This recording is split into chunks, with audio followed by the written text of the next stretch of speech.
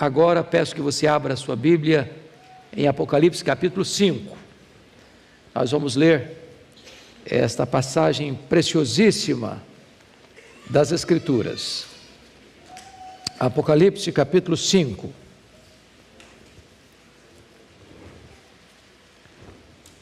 Está escrito o seguinte: vi na mão direita daquele que estava sentado no trono um livro escrito por dentro e por fora, de todo selado com 7 selos.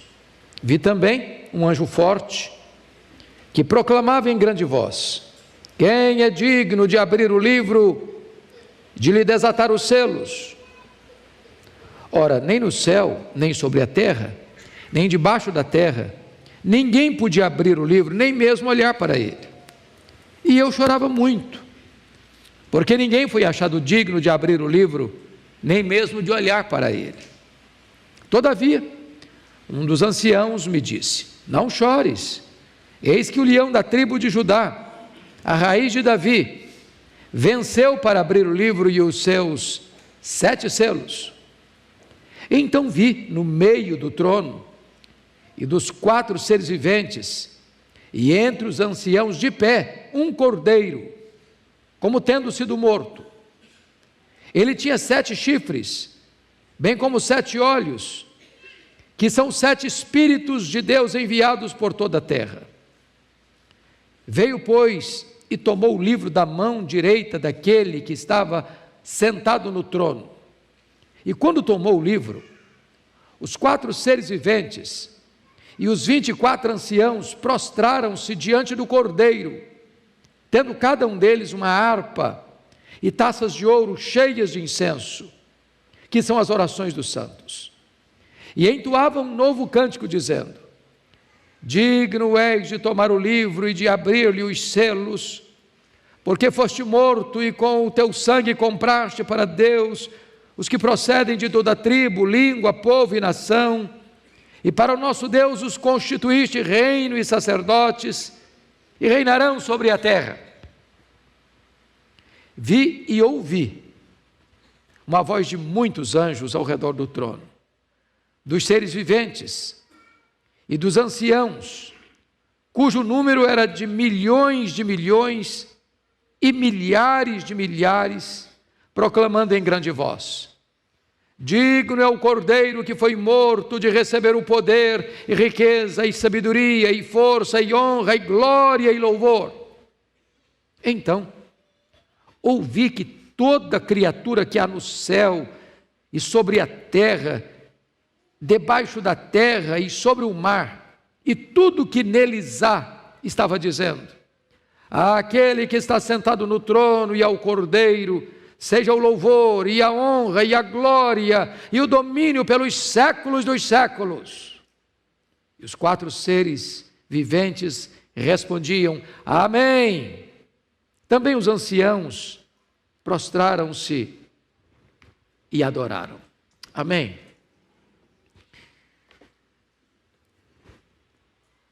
Hoje de manhã eu dei o tema: não tenha medo, Deus está no trono.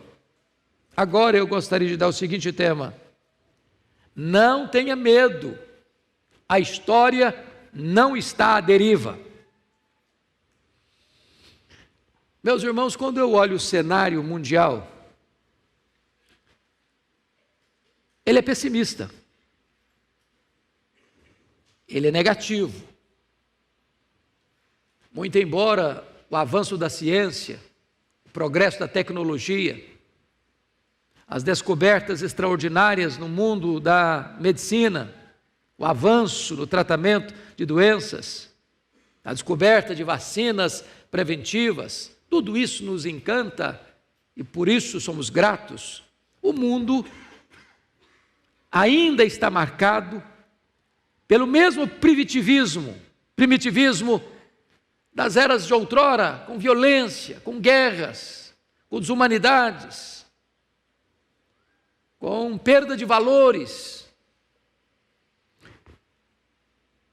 Porém, apesar deste cenário cinzento, negativo, pessimista, esse texto revela para nós, o 4 e o 5, que o Deus a quem servimos e a quem adoramos e a quem cantamos louvores nesta noite, Ele está no trono, Ele reina, Ele governa, Ele é soberano. As ordens emanam do trono, as rédeas da história estão em suas mãos.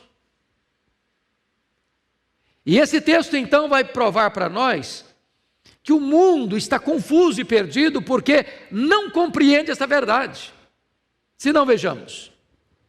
Você pega, por exemplo, os pensadores gregos, que foram os grandes luminares da filosofia, das artes.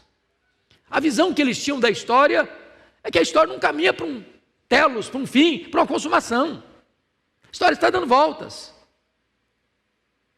O que foi ontem está sendo hoje e será amanhã.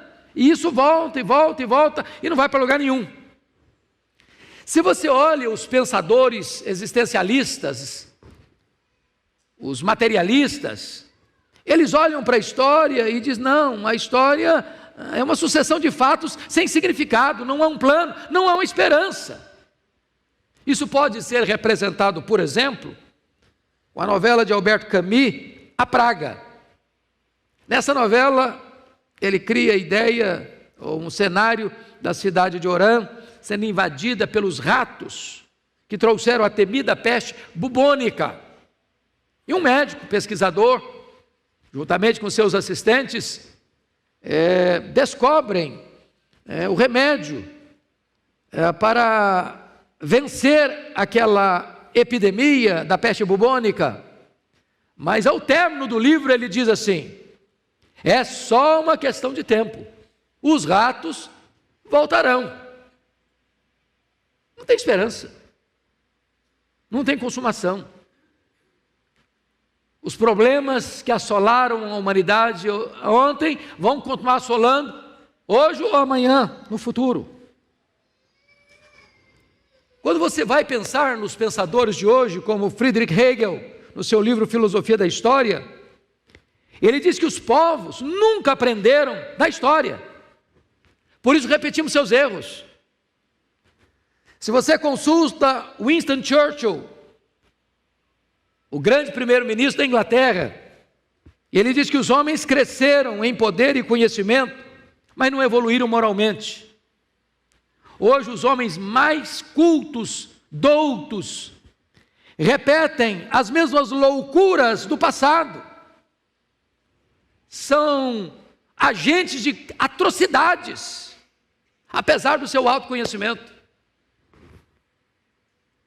Por isso que o historiador Gibbon, no seu livro Declínio e Queda do Império Romano, diz que a história é pouco mais do que um registro de crimes, loucuras e infortúnios da humanidade. Quando surge algum ufanista, como Thomas More, em seu livro Utopia, ele previa um tempo na Terra em que o homem construiria um paraíso com as suas próprias mãos. Mas aí chega o século XX, e vem duas sangrentas guerras mundiais, que bota toda a esperança humana no chão, na lona. O homem cresceu, mas ele é um monstro, sem Deus, não tem nenhuma esperança para o futuro. Então, penso que essa pequena e breve introdução só tem um propósito. Na perspectiva humana, a história não tem significado, nem sentido, nem esperança. A pergunta é assim mesmo? Vai continuar sendo assim mesmo? Ou tem esperança? Ou tem sentido? Ou tem propósito? Pois esse texto lido hoje traz a resposta para nós. E a primeira resposta é que o Deus que está no trono do universo tem um propósito para a história. Veja comigo o verso 1, por favor. Você pode ler comigo em voz alta? Vamos juntos? Vi na mão direita daquele que estava sentado no trono um livro escrito por dentro e por fora, de todo selado com 7 selos. Meus amados, esse livro é um emblema. Esse livro está selado, é um rolo na verdade, por dentro e por fora. E está selado com 7 selos, número da perfeição, da completude. E esse livro representa que Deus tem uma filosofia da história, um plano para a história, um propósito para a história. A história não está à deriva, a história não está dando voltas, a história não é um caminhão sem freio ladeira abaixo. A grande questão é: quem tem esse livro na mão? Na mão direita é o Deus Todo-Poderoso, descrito no capítulo 4, aquele que está sentado no trono, aquele que reina e governa. Mas este livro, ele é completo, não tem nada mais para escrever. Isso significa o seguinte: Deus não é colhido de surpresa. Há uma falsa teologia rodando aí no mercado, chamada de open teísmo, ou teísmo aberto, que diz que Deus é surpreendido como nós somos. Não, Deus não é surpreendido.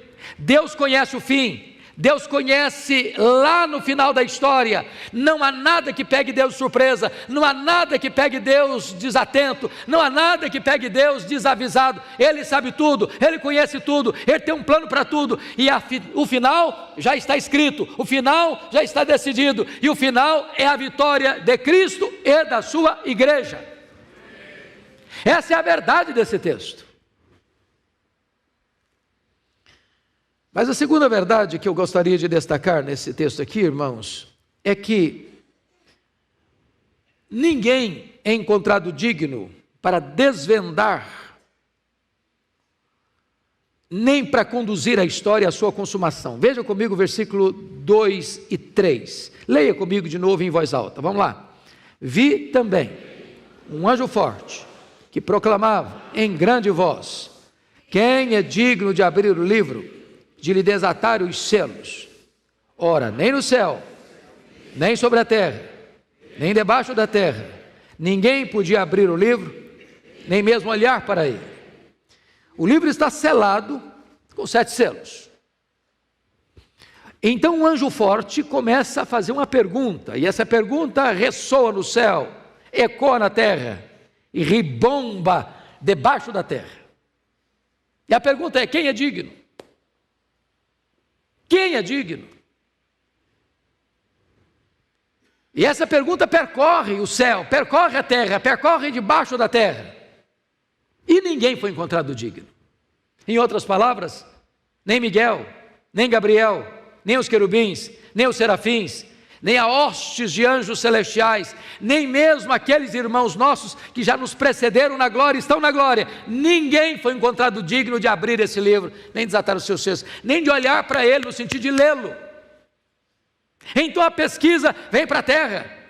Nenhum rei, nenhum soberano, nenhum pensador, nenhum filósofo, nenhum cientista, nenhum teólogo, nenhum poderoso deste século foi encontrado digno.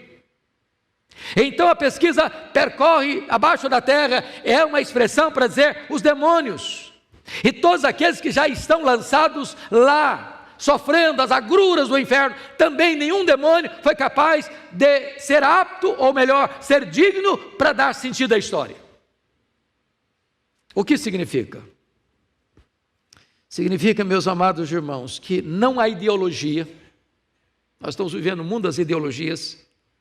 Não há nenhum partido político, não há nenhum sistema econômico, por melhor que seja, que consiga dar rumo à história, dar sentido à história e conduzir a história a uma consumação.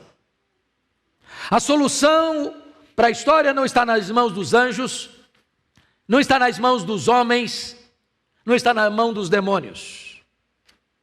A grande questão é quem é digno. Mas a grande constatação é: ninguém foi encontrado digno. E a grande decepção é: e eu chorava muito.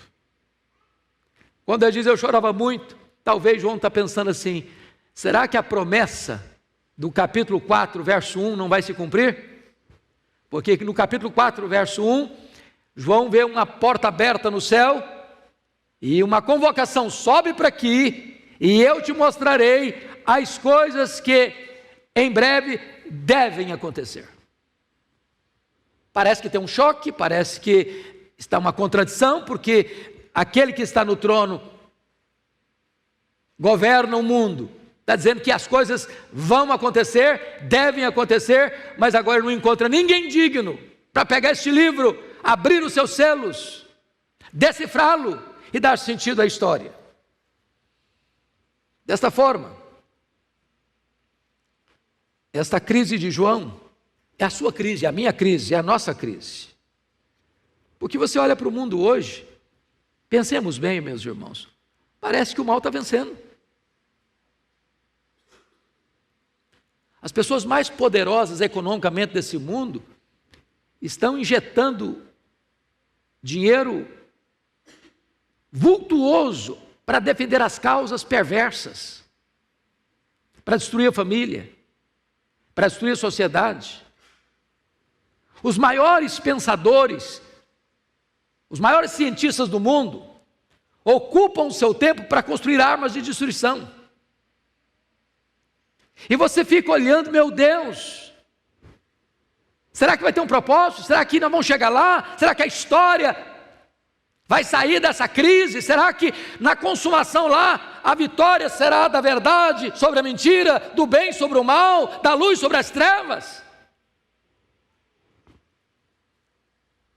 Mas agora, notem vocês que aquele digno que foi procurado nos versos 2, 3 e 4, agora é encontrado no versículo 5. Você pode ler o versículo 5 comigo? Vamos juntos?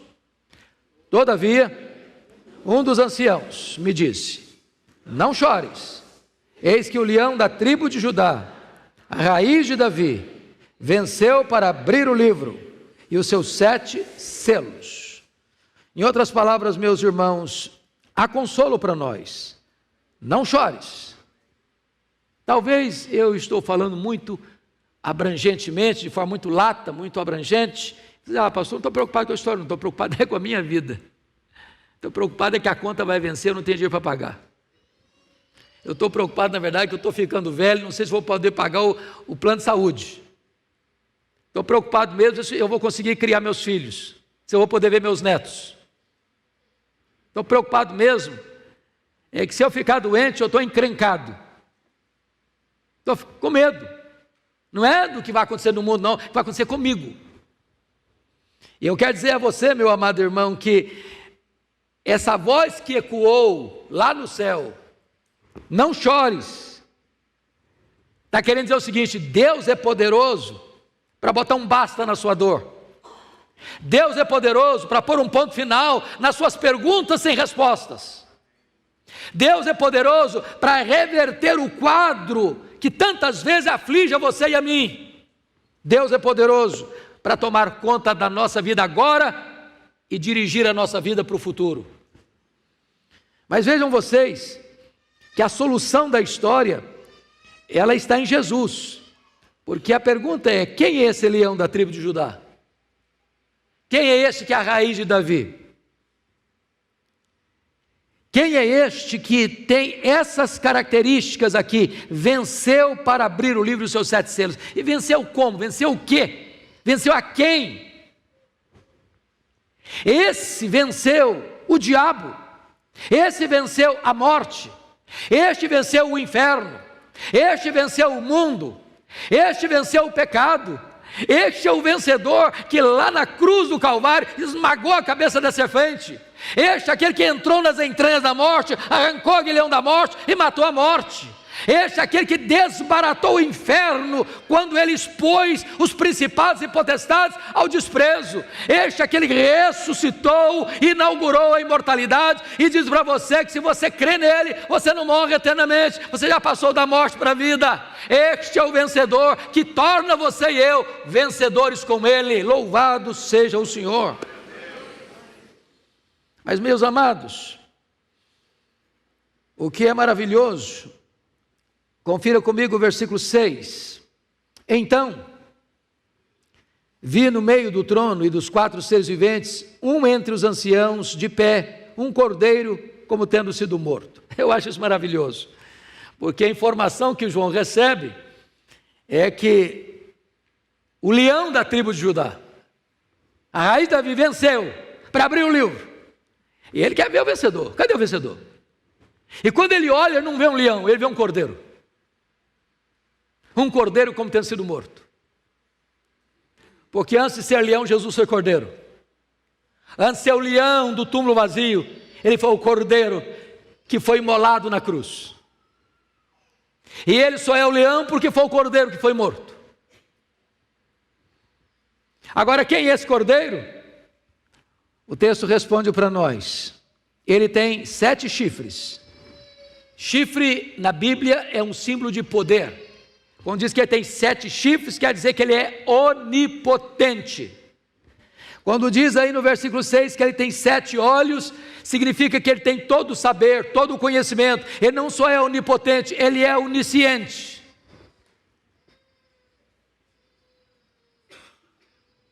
E aí, versículo 7. Veio, pois, e tomou o livro da mão direita daquele que estava sentado no trono.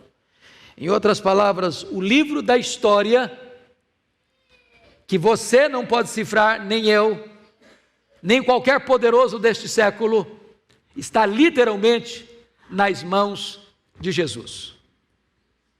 A história não está nas mãos dos nossos políticos.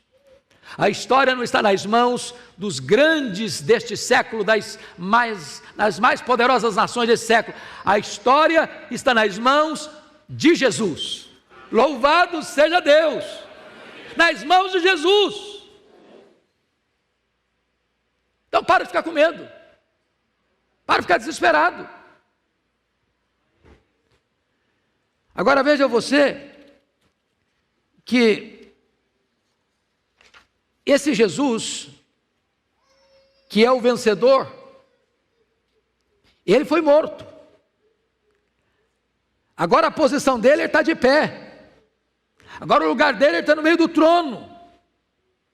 E ele é capaz, ele é digno, ele é competente para dar significado à história e dar esperança para o seu coração. Agora, vamos avançar no texto a partir do verso 8, para fazer a seguinte pergunta: quais são as implicações práticas para você e para mim nesta noite de saber que o livro da história está nas mãos de Jesus? Que implicação tem isso?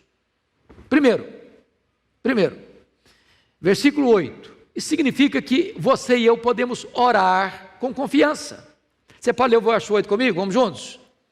E quando tomou o livro, os 4 seres viventes e os 24 anciãos prostraram-se ante o Cordeiro, tendo cada um deles uma harpa e taças de ouro cheias de incenso, que são as orações dos santos. Vamos entender as figuras, que quem não veio de manhã, esclareci de manhã. Os 4 seres viventes é uma expressão para as hostes elevadas dos anjos, dos querubins, dos serafins. E os 24 anciãos é uma representação da igreja do Antigo Testamento e do Novo Testamento, dos patriarcas e dos apóstolos. É a igreja universal. É a igreja remida e lavada no sangue do Cordeiro. Então o texto está dizendo que esses seres celestiais, os anjos e a igreja glorificada, quando ele tomou o livro, diz o texto que todos, anjos e homens, membros da igreja que está exaltada, triunfante, prostraram-se diante do Cordeiro, tendo cada um uma harpa e taça cheia de incenso, que são as orações dos santos. Meu amado irmão, você já parou para pensar que quando você ora, esta oração nunca é perdida, porque é como se uma figura de uma taça, que você põe lá, e põe lá, e põe lá, e põe lá o incenso da sua oração. Uma hora essa taça vai transbordar. Ela está cheia agora. E quando essas orações se enchem, está lá em Apocalipse capítulo 8, elas retornam para a história como as grandes intervenções de Deus. Nenhuma oração que você faz é perdida. Elas são recolhidas nesta taça de Deus. E no momento oportuno, dentro do propósito de Deus, aquela oração que você fez vai entrar como ação divina na história, para mudar a história. Nem toda oração nós recebemos imediato. Quantos filhos que se converteram por causa da oração de seus pais lá atrás? Chega um momento em que Deus diz: agora eu vou responder aquela oração. Talvez você não veja o resultado da sua oração, talvez Deus te chame antes de ver o resultado das suas orações, mas nenhuma oração que você faça vai ficar perdida. Isso significa que o cordeiro que tem o livro na mão é o cordeiro que também, mediante a sua mediação, faz com que as orações que você faz venham em retorno para a terra, como as intervenções soberanas de Deus. Vale a pena orar, faz sentido orar. Segunda implicação, versículo 9: se faz sentido orar, porque Jesus está com o livro da história nas mãos, faz sentido uma outra coisa, faz sentido você evangelizar. Olha o verso 9 comigo. Você pode ler o 9 comigo, por favor, todos juntos? E entoavam novo cântico dizendo: digno és de tomar o livro e de abrir-lhe os selos, porque foste morto e com teu sangue compraste para Deus os que procedem de toda tribo, língua, povo e nação. Então você vai ver aqui 4 grupos: um grupo étnico, tribo; um grupo linguístico, língua; um grupo político, povo; um grupo social, nação. Agora preste atenção no que está escrito. Ele foi morto e com o seu sangue comprou para Deus. A teologia reformada tem uma área muito linda, que nós chamamos de a doutrina da expiação, que é o seguinte: a maioria das pessoas imagina da seguinte maneira, que Cristo morreu na cruz para possibilitar a salvação. Ele morreu na cruz, mas cabe a mim aceitar ou rejeitar. Então, se ninguém aceitasse, ele morreu em vão, porque o negócio está na sua mão. Ele não morreu para salvar, ele morreu para possibilitar a salvação. Mas não é isso que está escrito. O que está escrito? Que ele morreu para comprar com o seu sangue, ele comprou com o seu sangue você. Ele não morreu para possibilitar a sua salvação, não, ele morreu para salvar você. Ele morreu no seu lugar. Ele morreu como seu substituto. Ele morreu a sua morte. Lá na cruz ele pagou a sua dívida, quitou o seu débito. Quando você crê nele, significa o seguinte: que Deus o escolheu, e Deus o chamou, e Deus justificou você, e Deus selou você com o Espírito Santo da promessa, e Deus vai glorificar seguramente você, porque o projeto de Deus não pode ser interrompido no meio do caminho.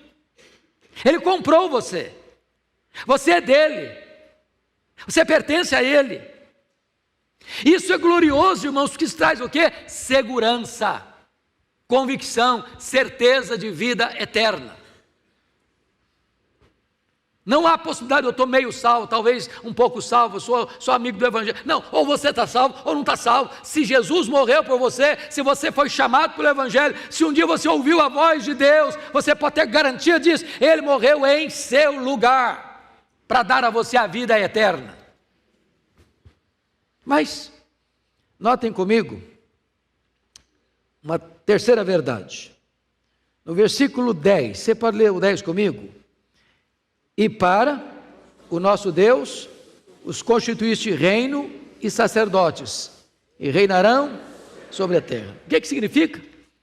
Que agora você não só pertence a Ele, mas você tem o privilégio que só Ele teve. Me permita explicar isso. Lá no Velho Testamento, nenhum rei podia ser sacerdote, nenhum sacerdote podia ser rei. Vocês sabem disso. Lá em Zacarias capítulo 6, diz que Jesus ocupou esses 2 ofícios, de sacerdote e rei, em plena harmonia. Só ele exerceu essa função, de ser rei e ser sacerdote. Ele é o Rei dos Reis e Ele é o sumo sacerdote. Agora, você que creu no Senhor Jesus tem as duas posições. Você é rei e você é sacerdote. Você reina com Ele e você tem livre acesso a Ele. Que privilégio! Que privilégio! Você ora, você tem garantia de que quando você evangeliza, as pessoas vão crer, porque o Senhor comprou com o seu sangue aqueles que são dele, e quando essas pessoas ouvem o evangelho, elas atendem o chamado, e você agora está numa posição elevadíssima, que Deus mesmo, por meio de Cristo, constituiu você rei e sacerdote. Mas, vamos olhar agora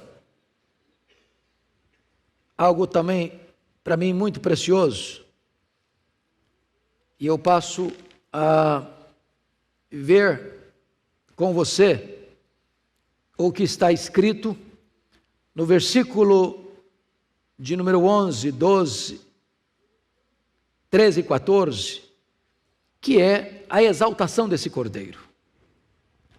Notem comigo que no versículo 11 está escrito aí que isso deve levar você e a mim, dedicar tudo que somos e tudo que temos a Jesus. Você pode ler, por favor, comigo o verso 11 e 12? Vamos juntos? Vi e ouvi. Para um pouquinho, só um pouquinho aqui. Note que as coisas, às vezes, ele está vendo, só vendo. Agora mudou a figura. Agora ele está vendo e ele está o quê? Ouvindo. O que que ele vê e o que que ele ouve? Vamos juntos agora, versículo 11. Vi e ouvi uma voz de muitos anjos ao redor do trono, dos seres viventes e dos anciãos, cujo número era de milhões e milhares de milhares, proclamando: digno é o cordeiro que foi morto de receber o poder e riqueza e sabedoria e força e honra e glória e louvor. Irmãos, que coisa preciosa! Tudo é dele, tudo é para ele. Você vai dedicar para ele o poder, você vai dedicar para ele a riqueza, os seus bens, você vai dedicar para ele a sua inteligência, sabedoria, você vai dedicar para ele a força da sua juventude, você vai dedicar para ele a honra, a primazia, você vai dedicar para ele a glória, porque ele merece ser exaltado, você vai dedicar para ele o louvor, porque o culto precisa ser prestado para ele. Tudo é dele. Ele é digno de receber todo o louvor, toda a adoração. Mas, para concluir, esse digno procurado e encontrado, agora ele é adorado. E você vai notar aqui comigo, por gentileza, algumas coisas muito preciosas que eu passo a descrever.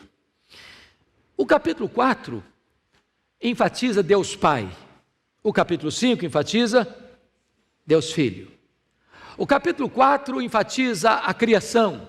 O capítulo 5 enfatiza a redenção. E se vocês perceberam, Apocalipse não é apenas o livro do trono. Apocalipse também é o livro da música. Da música. E os estudiosos olharam para esses dois capítulos e disseram o seguinte: aqui nós temos dois oratórios. Dois oratórios. E oratório é um gênero musical dramático com solos, coros, acompanhados de orquestra. O que nós vimos e ouvimos nessa noite. No capítulo 4 nós temos o oratório da criação. No capítulo 5 nós temos o oratório da redenção. Então eu gostaria que você imaginasse comigo este culto ao Deus Pai, ao Deus Filho, ao Deus Criador, ao Deus Redentor.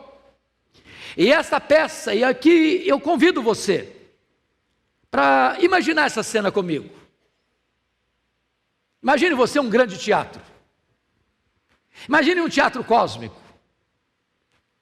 Imagine você estando lá, não como um espectador, mas como alguém que faz parte do drama, do grande musical.